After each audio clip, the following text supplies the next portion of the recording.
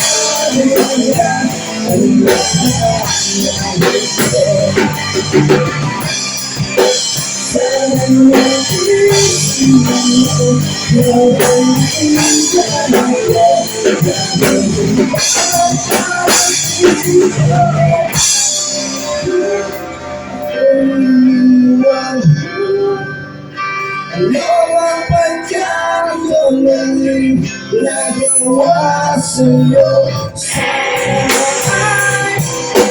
malaman mo.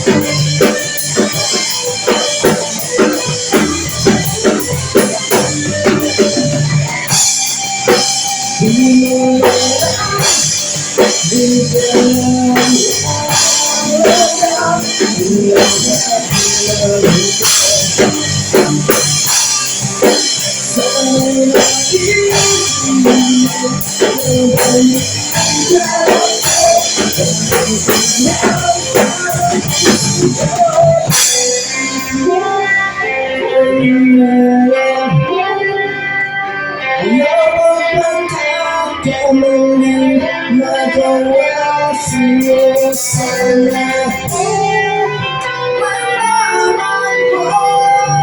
Ang sinisigaw ng puso mo.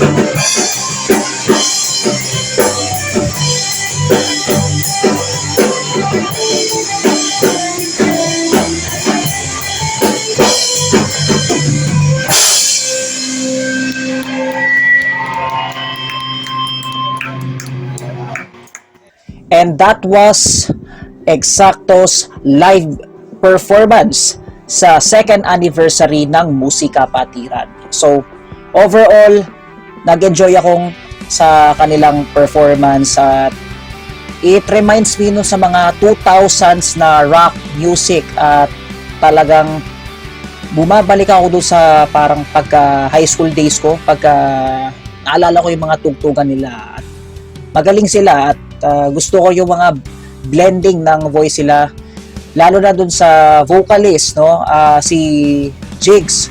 Shoutout sa iyo, napaka solid ng boses mo. At doon naman sa mga members din nila, si Herson saka si Kiko, ang solid nila ng mga instruments yon.